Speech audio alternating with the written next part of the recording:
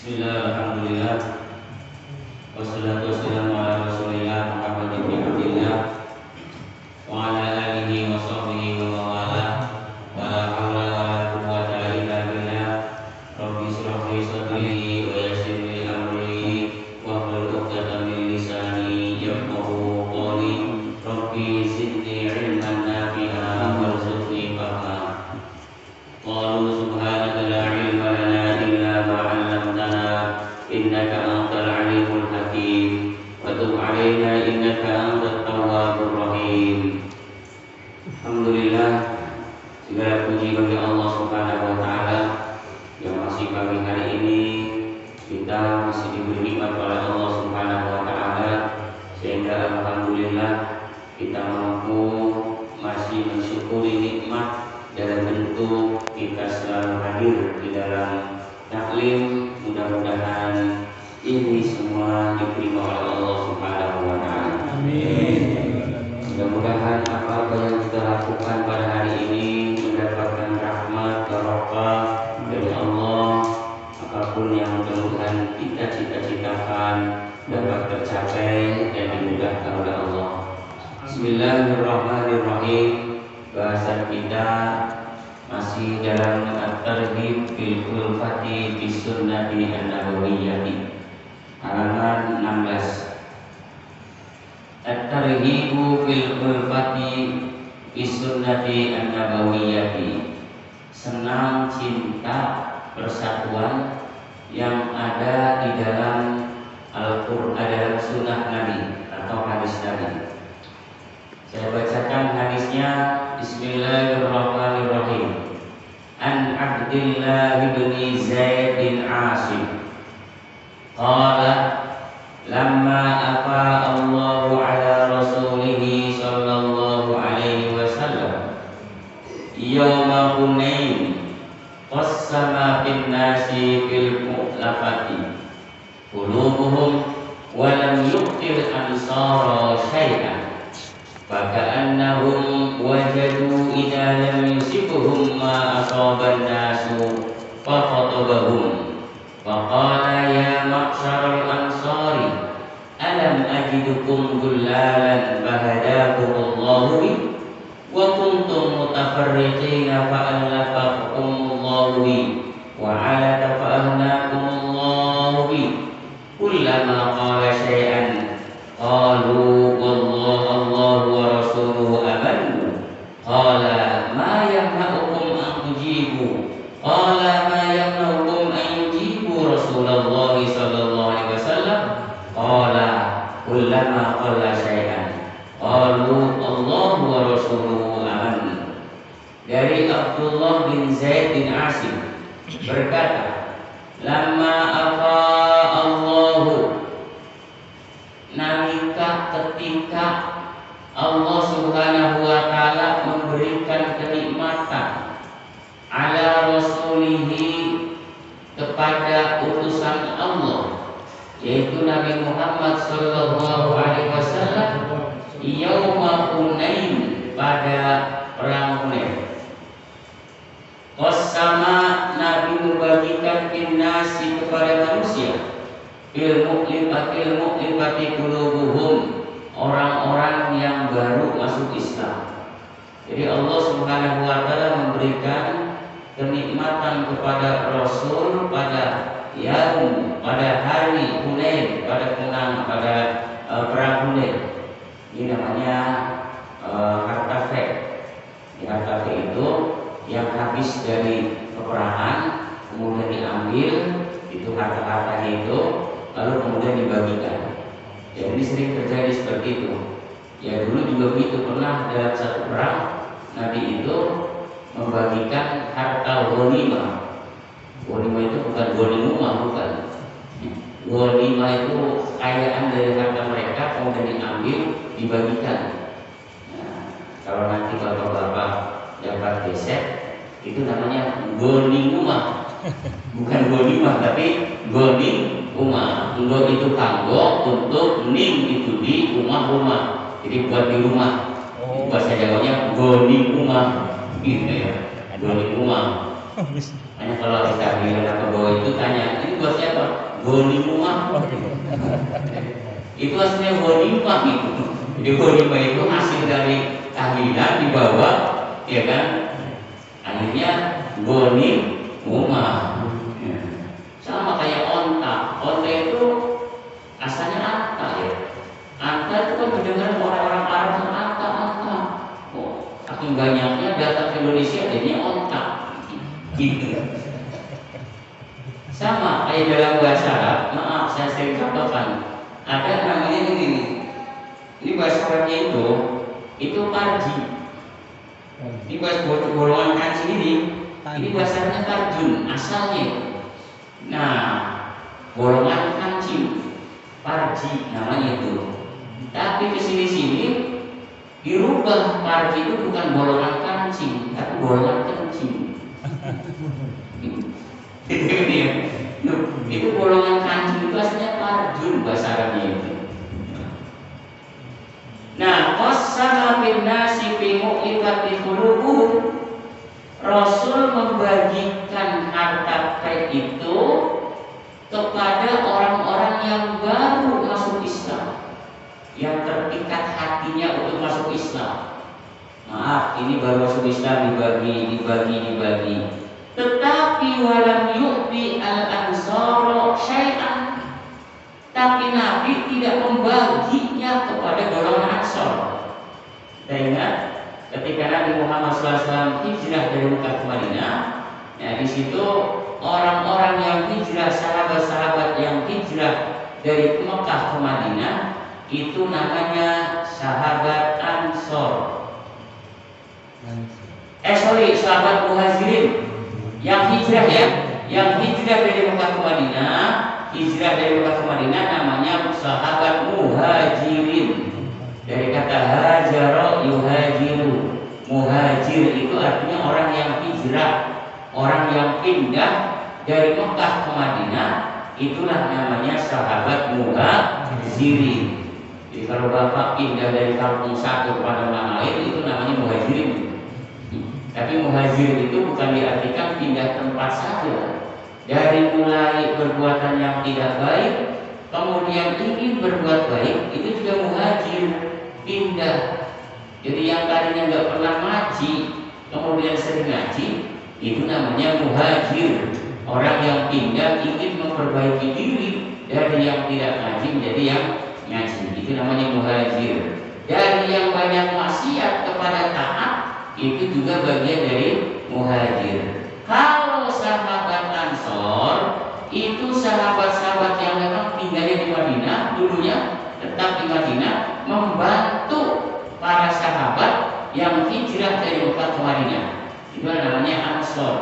Dari kata Ansor, yunsiru insor, Ansor itu artinya menolong. Jadi para sahabat-sahabat yang selalu menolong, ya itu namanya Ansor. Walam yu'ti al-ansar syai'an. Nabi tidak membagikan harta itu kepada golongan Ansor yang sudah lama, yang senior.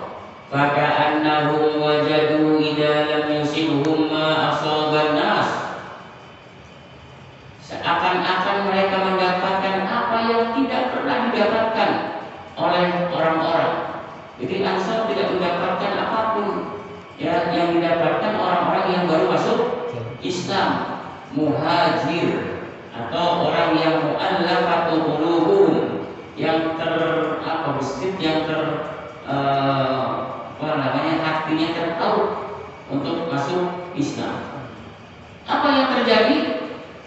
Fakhotobahum, maka Nabi berkhutbah kepada mereka. Kepada siapa nih? Golongan Ansor yang tidak kebagian harta fek. Ya maksal Ansori, wahai kelompok golongan Ansor. Ini kepada golongan Ansor Nabi ceritanya ini. Karena kan kalau yang baru masuk Islam kan sudah dapat loh, ya harta fek. Nah sementara golongan Ansor tidak mendapatkan apa-apa, kan pasti kan curiga nih.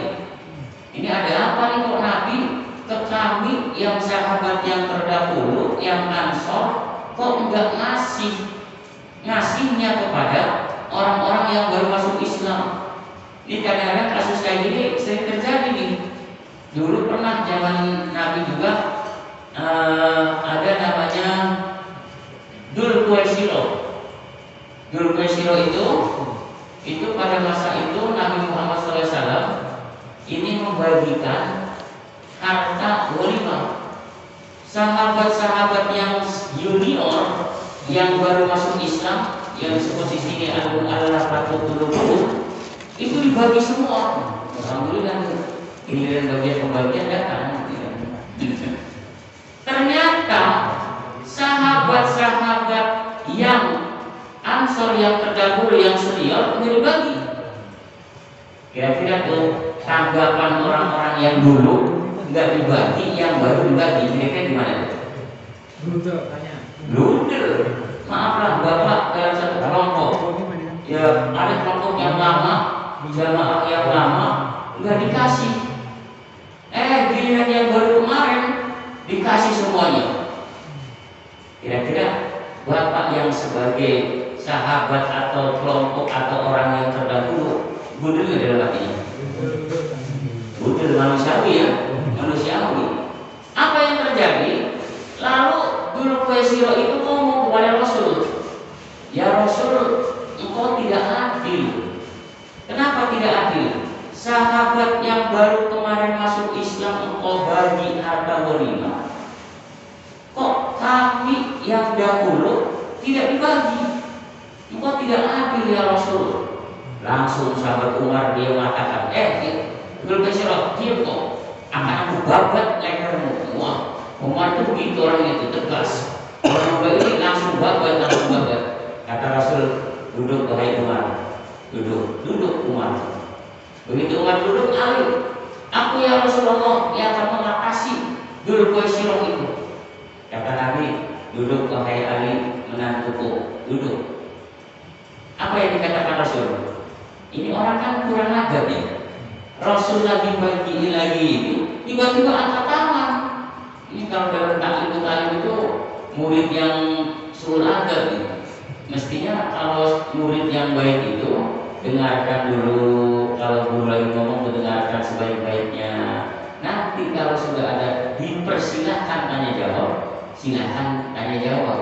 Itu adab seorang murid pada guru. Tiba-tiba Dzul Qaisiro ngomongnya begitu. Engkau tidak adil ya Rasul. Apa kata Rasulnya? Siapa lagi yang paling adil di dunia ini? Silahkan engkau cari. Yang tidak ada lagi kecuali Rasulullah SAW. Akhirnya Rasul mengatakan, nanti suatu saat akan ada di umatku orang yang dia hafal Quran, tapi hafal Qurannya cuma di tenggorokan, tidak menembus ke dalam hati. Nah inilah yang terjadi banyak seperti itu, nggak menembus sama hati. Suatu saat kata Rasul ada orang yang seperti ini, yang membaca Al-Quran, hafal Al-Quran, fasih Al-Qurannya, tetapi hanya di tenggorokan, tidak sampai kepada hati. Nanti Islam bagaikan seperti adonan yang ada di rambut itu, gampang dipecah-pecah. Nah, sekarang terjadi nggak? Terjadi kan Islam dipecah-pecah. Dan banyak orang yang hafal Quran, banyak, tapi tidak sampai tembus dalam hati, hanya sebagai gaya-gayaan saja. Oh ini loh saya hafal Quran, ini loh saya ini. Ini memang sudah ada zaman Nabi manusia yang kayak begini. Itu namanya Dzul Qaisiro. Nah dari sini kan muncul yang disebut, maaf saya katakan, golongan Wahabi. Nah ini munculnya di daerah Najran.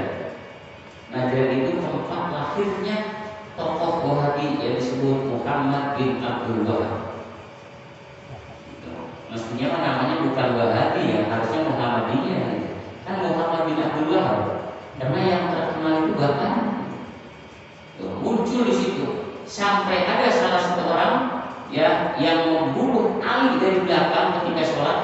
Itu namanya Abdurrahman ibnu Muljam.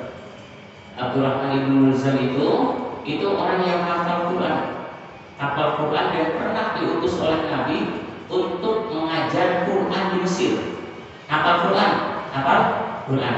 Tetapi pada akhirnya membunuh Ali bin Abi Thalib, menantunya Rasulullah SAW. Padahal hafal Quran. Kata Imam An-Nawawi itu Abdurrahman bin Mulzam itu, maaf ya, itu cirinya, ini kata Imam Nawawi nih, jidatnya hitam. Jadi jangan dibilang setiap orang jidat itu ini, jangan dulu. Naik. Kemudian sering jenggot, tapi kumis kagak ada. Saya. Dan ada orang kadang kumisnya ada, jenggotnya kagak ada. Ada jenggotnya, kumisnya kagak ada. Nah ini zaman dulu Nabi itu ada seperti itu. Kenapa demikian? Dulu orang-orang Yahudi dan orang-orang Islam itu beda. Banyak orang-orang Yahudi dulu itu sering dia memelihara kumis, tapi sering jenggotnya dipotong. Akhirnya kata Nabi, farriqul yahuda wan nasara wasbusyar, bedakan kalian, kata Nabi, dengan orang Yahudi dan Nasrani. Apa yang membedakan? Kalau orang Yahudi dia sering motong kumis, sering motong jenggot, membiarkan kumis. Nah sekarang Anda supaya beda, kumisnya dicukur, jenggot biarkan. Itu asalnya Pak. Jadi itu asalnya, supaya orang jenggotan tuh begini. Itu asalnya apa? Supaya identitas politik itu namanya. Identitas politik. Kalau orang yang jenggotan berarti orang Islam. Yang jenggotnya dipotong, kumisnya dibiarkan, Yahudi, Nasrani. Itu sebenarnya roh spirit tasyriknya itu di situ. Spirit roh tasrik hukumnya itu asalnya begitu, supaya membedakan antara orang Yahudi dan orang Nasrani. Itu seperti itu sebenarnya dulunya. Ya. Sekarang maaf, banyak orang-orang Yahudi, orang-orang Kristen yang justru berjenggot. Ya. Sana Gus Mau itu kan orang, iya kan? Apa itu presiden Timor Leste ya? Islam atau Kristen? Melihara jenggot? Ya, Tariq bin Abdul Aziz, Perdana Menteri Irak dulu, berjenggot. Banyak orang-orang Yahudi, Nasrani, dan maaf, orang-orang ini yang berjenggot banyak di Indonesia. Berarti sekarang bedanya gimana tuh? Nah karena itu identitas politik, karena zaman lagi begitu. Sehingga ada sahabat yang jadi munafik ketika itu, dia datang di waktu zaman Nabi kumpul perkumpulan bagus, ngomongnya begini bla bla bla bla. Ternyata ini intel ini. Intelnya orang Yahudi, Nasrani ketika itu, orang kafir. Jadi intelnya ketika lagi rapat ikut ke Nabi, tapi apa, ngobok-ngobok. Wah ini Nabi begini. Begitu selesai pulang, laporan ke orang jedotnya Yahudi Nasrani itu, atau kafir, orang kafir. Nabi punya strategi gini.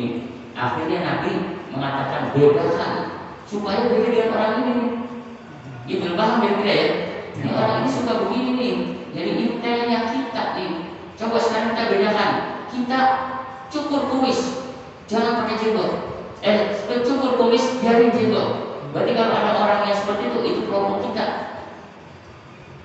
Itu zaman dulu ada orang yang seperti itu. Nah, akhirnya Nabi seperti itu.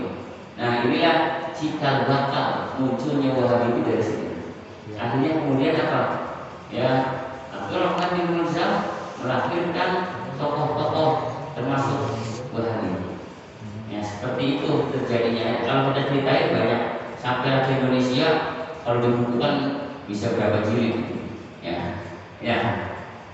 Apa kata Nabi kepada orang-orang Ansar, ya ma'syaral ansari, alam ajidkum dullalan fahadakumullahu bi.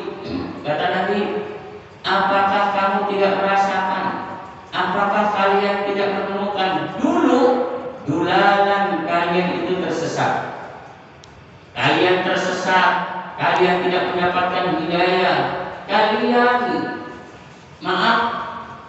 tidak jauh, tidak banyak ibadah, jauh dari Allah Subhanahu wa taala. Ini kata siapa? Kata Nabi. Dulu kalian merasakan tersesat, dulu kalian mendapatkan tersesat, ya tidak mendapatkan hidayah, tidak boro-boro baca Al-Quran, boro-boro ke masjid. Fahadakumullahu bi. Sekarang kalian mendapatkan hidayah dari Allah Subhanahu wa taala karena perantaraanku. Ini kata siapa? Nabi kepada kepada Ansor. Ulangi lagi nih. Nabi berpesan kepada orang-orang Ansor, wahai orang-orang Ansor, dulu kalian tersesat, dulu kalian tidak mendapatkan hidayah, dulu kalian jauh dengan Allah. Fahadakumullahu bi. Lalu Allah Subhanahu wa taala berikan hidayah kepada kalian karena pelantaranku. Paham orang soal? Enggak kayak gitu kan? Ini Nabi ngomong kepada Ansar, dulu kalian itu tersesat, jauh dengan agama, jauh dengan tuntunan Allah. Sekarang kalian sudah mendapatkan hidayah, kalian bisa ibadah, kalian bisa menikmati nikmat Allah. Karena siapa? Kata Nabi, karena aku, karena pelantaranku. Artinya apa? Supaya sadar. Ini kan hebat Nabi ini. Jadi suatu hari dia ngasih kepada orang yang baru masuk Islam. Ini kan pastinya ada gejolak nih, ada gejolak. Ibaratnya ini dikasih nih, kok saya nggak dikasih? Panggil, mau apa sih kamu? Mau jabatan? Mau uang? Jadi kalau bapak ditanya jabatan dengan uang, ini jabatan. Kalau uang kasih 1 miliar, paling berapa bulan habis? Setahun. Kalau jabatan, tapi ingat-ingat kalau Nabi ini murni, supaya orang-orang Ansor itu jangan sampai ada curigaan. Intinya mah kalau saya baca ini ya, jadi Nabi ini udah, kamu diam aja, tenang, yang penting ini orang yang baru ini bisa masuk Islam, bisa imannya kuat. Kan begitu. Kalau kita pahami kan gitu. Kenapa Nabi ngomong seperti itu, memberikan kepada orang yang baru masuk Islam? Ibarat kasarnya gini, Nabi mengasih riwet. Nih, kasih. Supaya apa? Kalau orang ini yang masuk Islam itu punya imannya kuat, terus dia berjuang dengan berbagai agama, ini kan dapat ini baru, tenaga baru kan, kan gitu kan. Supaya supaya benar-benar masuk Islamnya. Akhirnya Nabi begitu. Ya. Wa kuntum mutafarriqina fa'allaqakumullahu bi. Dulu kalian berpecah belah, cerai-berai dulu. Kata Nabi, fa'allaqakumullahu bi. Lalu Allah Subhanahu wa taala mempersatukan kalian karena pelantaranku. Jadi kan dulu orang-orang Ansar itu di Madinah, sebagaimana saya sudah jelaskan dulu, itu kelompok-kelompok itu sering perang. Jadi ada kaum Aus dan Khazraj, itu yang paling besar. Ya kalau di Indonesia marga yang paling besar. Itu sering perang banget itu. Ya, kalau di Jakarta ada 2 marga tuh yang sering perang itu, marga Batawi sama marga Maduri. Ya kan gitu kan? Coba lihat, yang lain makanya orang-orang Jawa jarang kan yang ada perlu ribut dengan orang Betawi, jarang ya. Atau misalnya orang Sunda, tapi kira-kira yang sering terjadi itu. Tapi nggak semua saya yang mengeneralisir. Ya terjadi kebanyakan yang saya lihat itu ribut ini itu. ya kelompok-kelompok ini. Wa'alatan fa'ahnakumullah, wa'alatan fa'ahnakumullah bi. Dulu kalian miskin, dulu kalian fakir, dulu kalian tidak punya apa-apa. Kata Nabi kepada siapa? Ansor. Fa'ahnakumullah bi, lalu Allah berikan kekayaan kepada kalian karena pelantaraanku. Dulu kamu miskin, bahasa Jawanya kerek, ya, gak punya apa-apa. Lalu Allah Subhanahu wa Ta'ala berikan kekayaan kepada kalian. Kenapa? Karena pelantaraanku.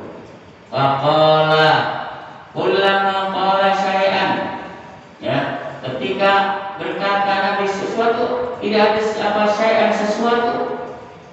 Kalian tahu nggak? Udah diberi seperti itu, seperti ini, seperti itu. Tahu nggak itu ibadah seperti itu? Kan dulu miskin jadi kaya, dulu tersesat, kemudian bisa jadi hidayah. Kamu dulu pecah belah, berantakan lah gitu kan. Kemudian Allah satukan. Kamu tahu nggak dulu seperti itu? Qalu Allahu wa rasuluhu amannu. Mereka mengatakan orang-orang Ansor, Allah dan Rasulnya yang maha kaya. Tuh, akhirnya mengakui seperti itu. Maka kalau menasehati orang yang mau bercerai atau lagi tersesat, jangan dipatahin. Ya, ini mah ada orang lagi bertengkar suami istri mau pecah. Udah pecah aja, ngapain bikin suami kamu yang gini-gini? Jangan gitu. Ternyata ada sesuatu yang dia mau kan.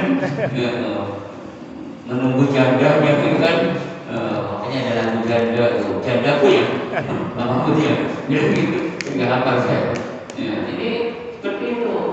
Allah dan Rasulnya yang maha tahu, maha kaya. Tadi saya berkata, ma yamna'ukum ayujibu Rasulullah sallallahu alaihi wasallam. Apa yang menghalangi kalian untuk memenuhi panggilan Rasulullah sallallahu alaihi wasallam? Apa sebenarnya kamu itu? Apa sebenarnya? Kata Abdullah bin Zaid, saya lihat kok kamu bisa berkata seperti itu, tidak mau memenuhi panggilan Rasulullah sallallahu alaihi wasallam. Qala kullama qala syai'an. Ya, berkata Abdullah, kullama qala syai'an, ketika mengatakan sesuatu, qalu Allahu wa rasuluhu amannu, maka Allah, mereka orang-orang Ansar mengatakan Allah dan Rasulnya yang lebih kaya, yang lebih tahu.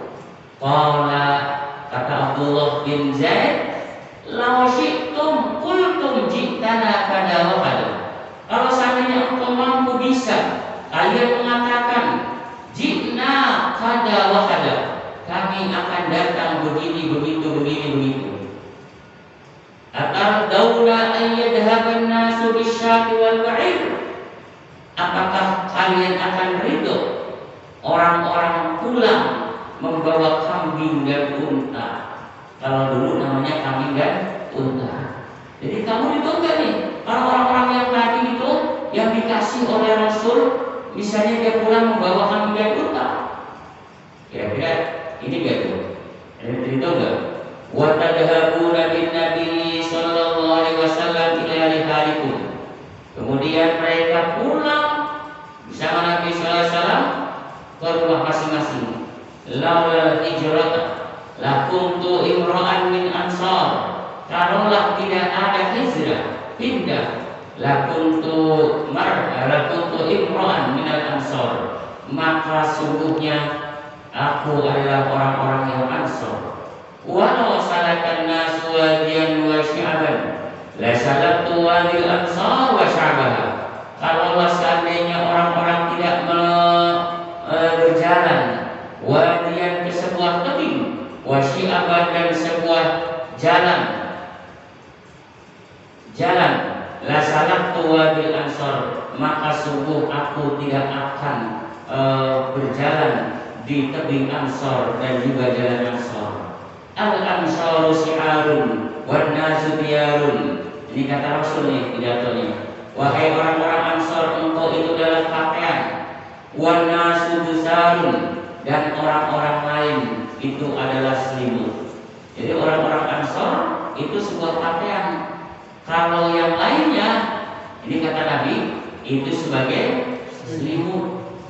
Masya Allah, itu bahasa kemuliaan itu. Pakaian sama selimut mulia mana? Pakaian. Kalau orang nggak pakai pakaian, aibnya kelihatan kan? Ya itulah digambarkan oleh Nabi, al-ansaru syu'arun wan nasu buzarun. Ansor itu adalah ibarat sebuah pakaian yang bisa menutupi, yang bisa melindungi, yang bisa mengaudi. Itulah ansor. Sedangkan orang-orang lain itu adalah buzar, selimut. Ini hebatnya bahasa Nabi. Ya udah, selimut dulu ini dulu. Kalau selimutnya sudah dipakai kan jadi aman. Ya kalau kalian sih sudah jadi pakaian, udah biasa dipakai.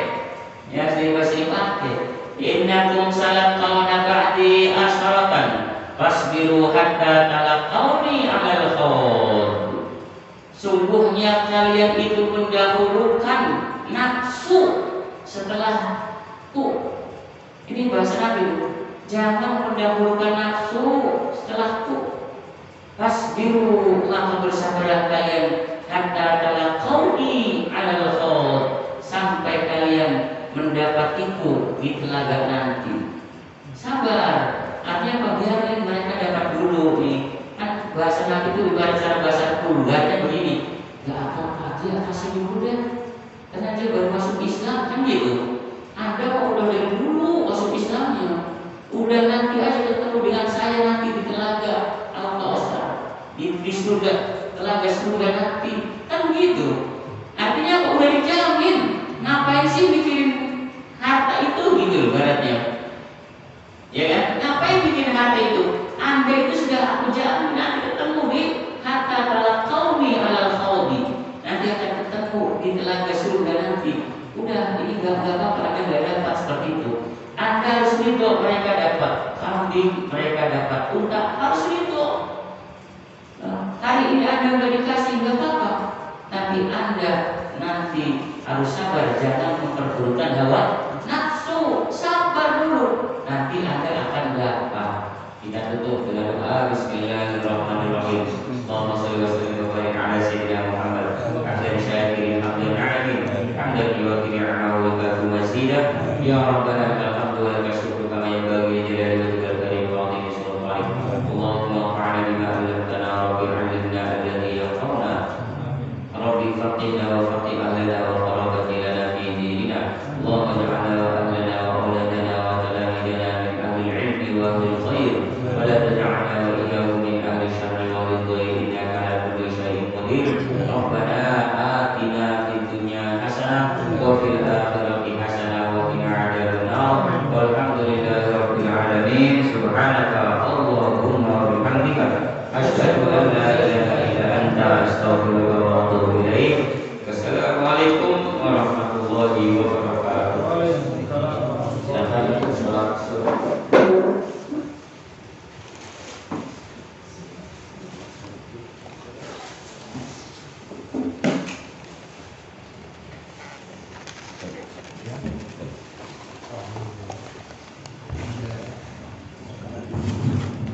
Langsung